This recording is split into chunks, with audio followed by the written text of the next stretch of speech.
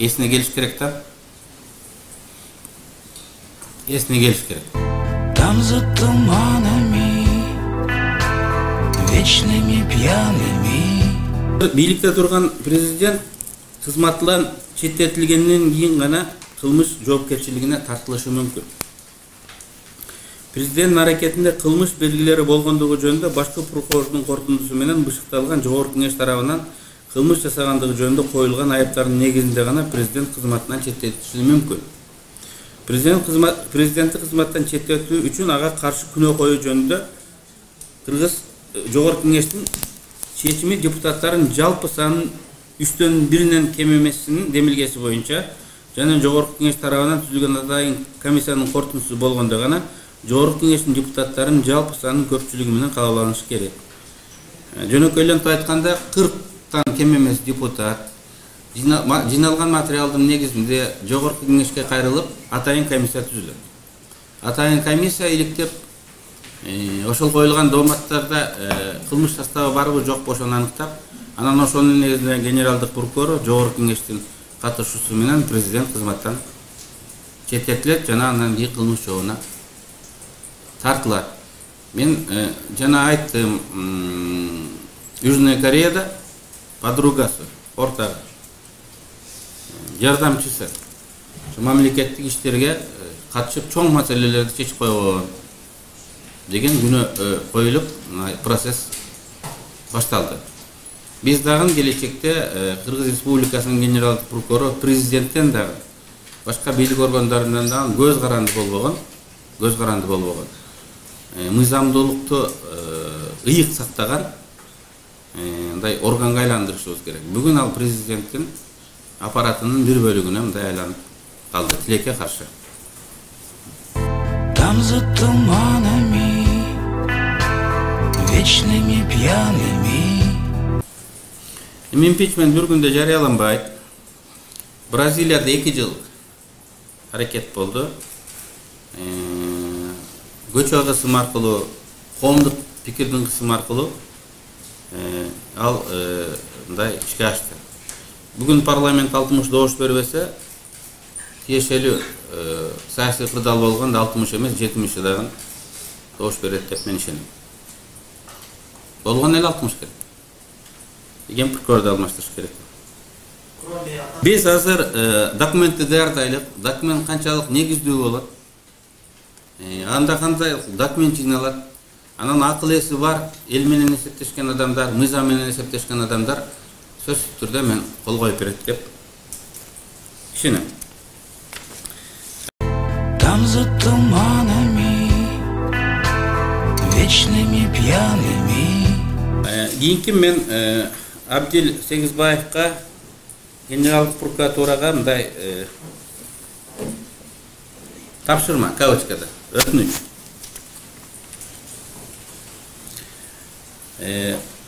10-жылы 7 апрелден кийин ТНК Дастанда Даниленко деген киши директор болуп дайындалат. Председатель правления болуп. Ал правлениянын башчысы болуп дайындалганда заводдун эсебинде 94.826.000 сомдон ашык акча болгон. 10-жылдын августунда бул акчалар Удот деген башка инженер болгон, тергөө жүрүп жок болуп сураганда, Даниленкодан сураганда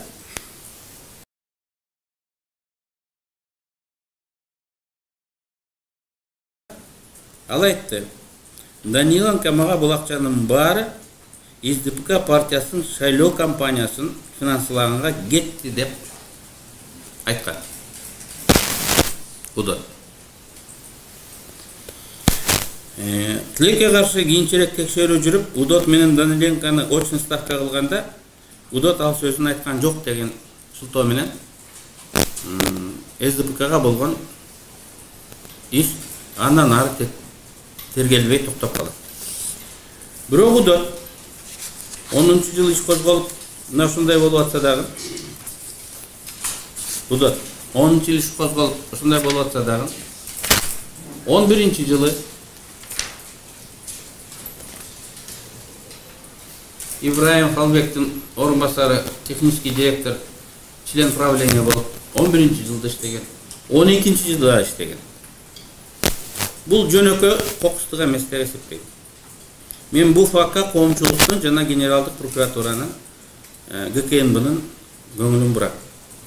2 миллион доллар акча 3 айда жоголуп атат. Адамдар удот айтып отурат. Мына бул жерде анын показаниясын көчүрмөлөрдөн бар, мен сиздерге таратып бердим. Удот айтып отурат. Даниленко Атамбаевдин ставлениги. Акча СДПКга керек деп, жогору жак менен сүйлөшүлгөн деп, кагаздарга мага кол койдурткан. Менин башым өкө эмес. ГКНБнын калпагынын алдында иштейбиз. Военный завод десем, баары чечилген деп айткандыгы үчүн кол коюп бергем деп ол жерден айтып атат. Заводдун 1000ден ашык коллективин СДПКнын бир нече акциясына айдап чыкканбыз деген деп дагы көрсөтмө берип жатат. Сиздерге генералдык прокуратуранын тиги чечимдерин жана материалдарын таратып беребиз. Улан деген акционердик коом бар. Ал дастан акционердик коом менен эр шаркка иштейт. Анткени ал жерде полигон испытательный, торпедаларды сынайт. 10 жылы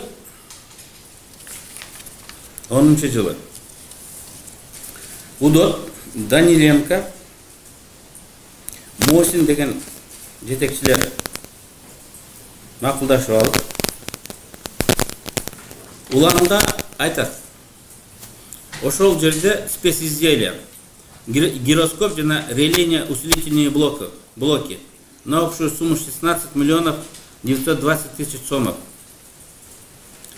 Уландын складында бар экен, ошону дастанга бекер бер деп макул кылат. Бекер берди. Анткени улан Шишовдук болот. Дастанды национализация кылгандай эле уланды да биз национализация кылышыбыз керек. Бирок кандайдыр бир себеп менен ал национализация болбой калып, Атамбаевдин ставленниктери барып, силерде специзделия. Торпеданын головкасына сала турган эмелер, изделияларда ошол бар экен, бизге бекер бергиле деп аларды көндүрөт. Кантип көндүрдү белгисиз. 13 миллион сомду ортомчу Сервиском деген фирмага которот. Сервиском уландан бекер алат, Бишкекке алып келип берет. 13 миллион сомду дастан ага которуп берет. 13 миллион ошол бойдон жок. Ал уланга жеткен эмес. Бул боюнча да мен жана айткандай Удотко жана Даниленкога иш козголот.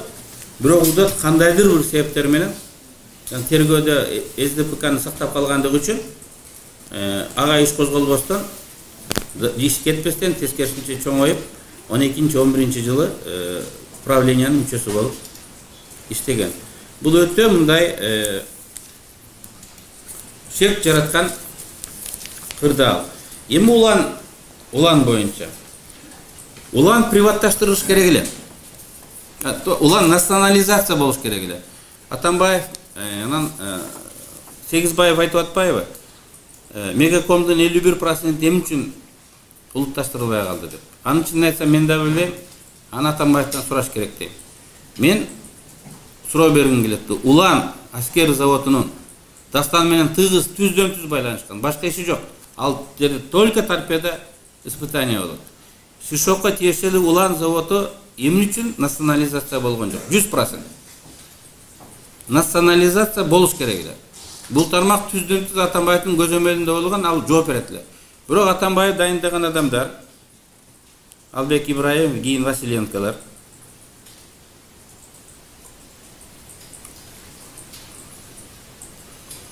уланды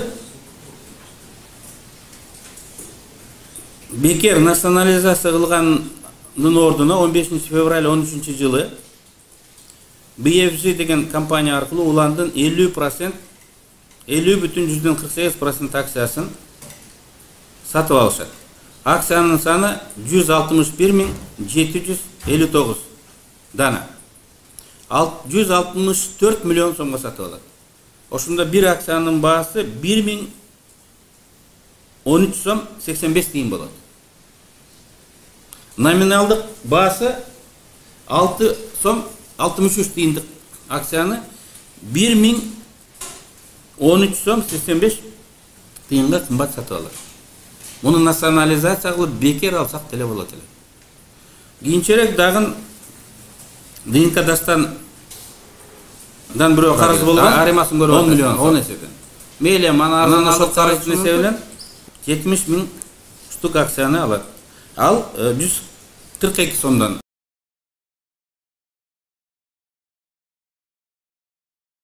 Бирок номиналдык баасы 6,6 сом. Бул эркин акция сатылбайт. Анткени ал завод дастан менен жестко байланышылган. Өкөтең военный, өкөтең бир эле изделиянын үстүнөн иштейт. Мен улан акционердик коому улутташтырылбай калгандыгында коррупциялык жагдай бар деп шектенем. Аны бекер алгандын ордуна мамлекетке 160 плюс 10 кошкондо 174 миллион. Ошол кезде бул 4 миллион доллар болгон. Мындай акча коротулуп атат. Ушул жагдайда дагы коомчулук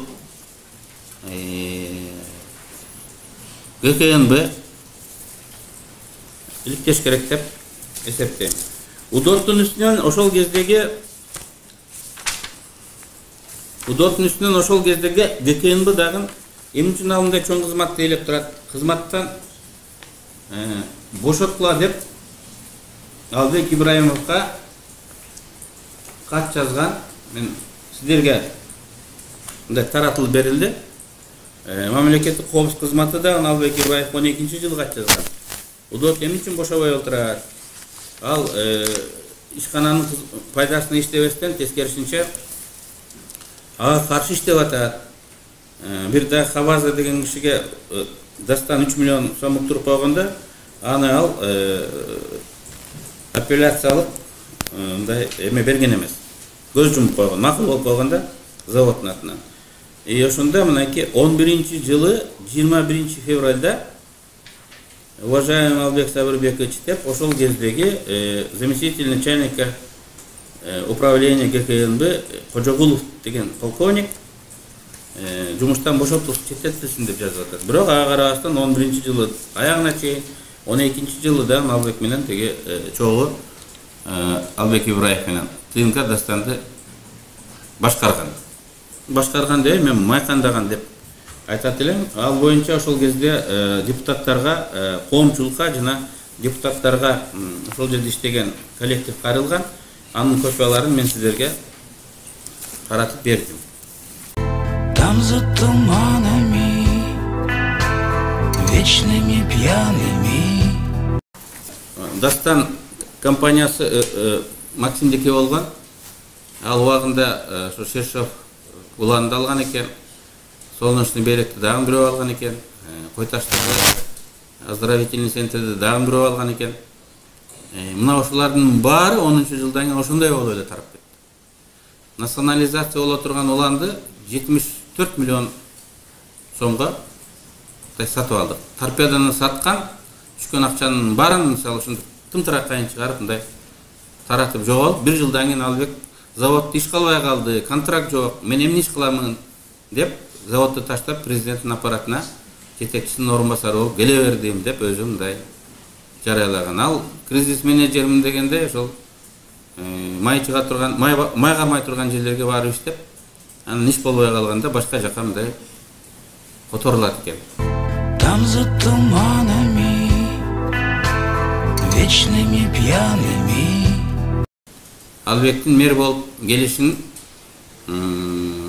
өкмөт тарабынан 70 миллион доллардан ашык жолдорду оңдоого Бишкекке бөлүнгөн гранттын келиши менен дал келип калышында мен кокустук эмес деп эсептейм.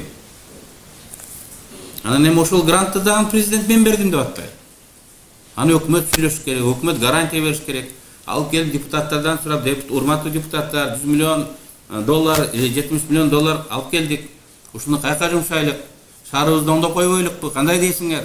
Деп анан добуш берип бекиткенден кийин бериш керек да. Жок, бердим деп койду, ошол жакка кетти. Мына ошунун өзү мен жана айткан узурпациянын элементтери бар деген ошого окшогон фактыларды биз мына 3 айда мындай талкпастан скрупулезно жоопкерчилик менен жыйнайбыз. за туманами, вечными пьяными. Ырсалих эмес, судья эмес. Эми мындай алып караганда, формально баары мындай закондуу да. Эми үчүн Ген прокуратура закондуу дейт. Формально карасаң баары закондуу дейт. Заключение бар. Эми өзү чуркап жүрөт министр, все нормально. Буин генерал өзү ходатайство этип доверенность берип чуркап жүрөт. Хотя я думаю, что это было нарушение. Начальник бериш керек. Сот чечим чыгарды. Формально сот чечим чыгарды. Сот не должен был принимать такое решение. Я думаю, я разделяю подозрения журналистов, что здесь люди замешаны большие. Там за туманами, вечными пьяными. Конституцияга ылайык жогорку кеңешти эч ким тарата албайт. Ал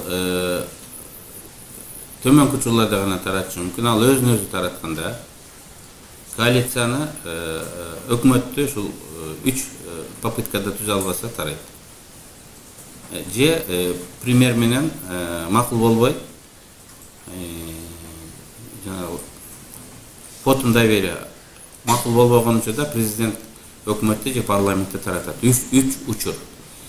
Албетте президент 61 депутатка ээ болуп, мындай өкмөттү түзбөй 45 күн кармап, 45 жумуш күн кармап, анан 45-нчи күнү парламентти таратышы мүмкүн. Анын үчүн ага 61 депутат керек. Там за туманами, вечными пьяными. Siz boyunca 2005 yıl menен, 2010 yıl menен paralel var doğumda mı? Sizge boyunca. Параллель бар. Точ болбосо дагы, мына бүгүн президент агония деп коет орусча, кыргызча жан талпас айла кетти. Эмне кыларын билбей чапчылап атат да. Эл эмне дейт деп ойлобойт, мыйзамдуу эмеспи деп ойлобойт. Өзүлөрүнүн оппоненттерин жерге уруп, аларды дискредитация кылып, алсыз кыламын, каматамын, жоготомун деп атат да. Ал туура эмес. 10-чу жылда ушундай болгон.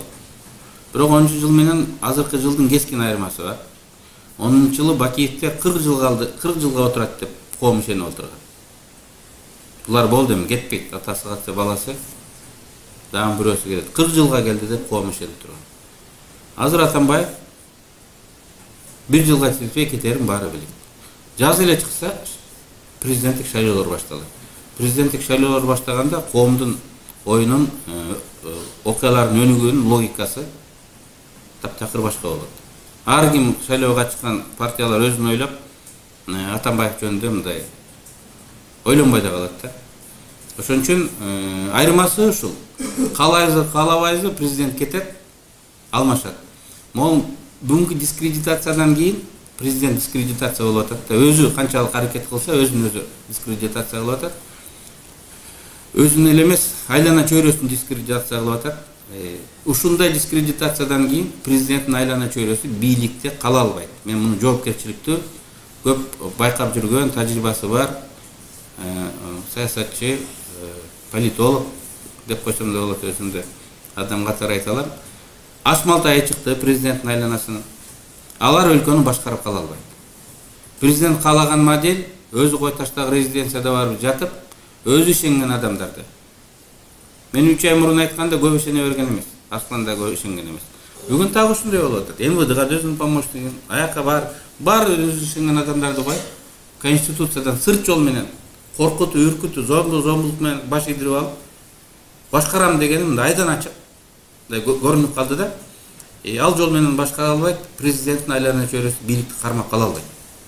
Актуалдыгын жоголбойт, бул кийинки президенттерге да сабак болот. Биз кеткенге чейин кол жыйнап калышыбыз мүмкүн. Жана документтер жыйналгандын өзү мына коомго биз жөн айтпайбыз, андай папкаларды алып келип, адам укугу боюнча, мамлекеттик башкаруу боюнча ар кандай эксперттер көргөзүп туруп, документтер менен, фактылар менен далилдеп коомдук угууларды да кылабыз да. Биз ошол Түштүк Кореяда ортагы подругасы мамлекет ишке аралашып коюптур деп соттоп атат. Ошонун айпадына жазып койгон экен. Мындай. Мен ага жолуктум. Мен айпадта эмне жазылат эми? Ошол күндөлүктө болуп жазылган да. Ошонун негизинде иш козгоп атат. А бизде ким сотту башкарып атат, ким таможняны башкарып атат, ким акимдерди коюп атат, ким жолду куруп атат, ким тендерлерди курировать этип атат. Элдин баары билет. Биз тиешелүү эмелерди, материалдарды мындай жинай алабыз. Прокуратура эгер кирише турган болсо, аны таап чыгыш жеңил эле. Президент жолдорду курировать этип атпайбы? Андай кылгыла, мындай кылгыла. Жолдордун маршруттарын аныктап атпайбы? Андай эмес, мондай кетсин депчи. Бияка кетсе 100 миллион доллар ашкыч болуп атат, бияка кетсе мындай арзан болуп атат. Анан эми ушуларга мындай жооп бере турган убакыт келди. Биз билишибиз керек, мындай кожоюн жок биздечи, хозяин. Жөн эле ал кыл деген. Баары мыйзам чегинде, мыйзам Конституцияда көргөзүлгөн органдар тарабынан жасалыш керек. Деп мындай далилденет, мындай көрөбөштүк кыла албайт. Бул негизгиси бул сабак болот. Кийинки келе тургандарга мындай жасаса болбойт турбайбы, эртеге кечпи жооп берет экенсиң. Мен кылмыш кодексинин негизинде Атамбаевди сөзсүз камап жиберип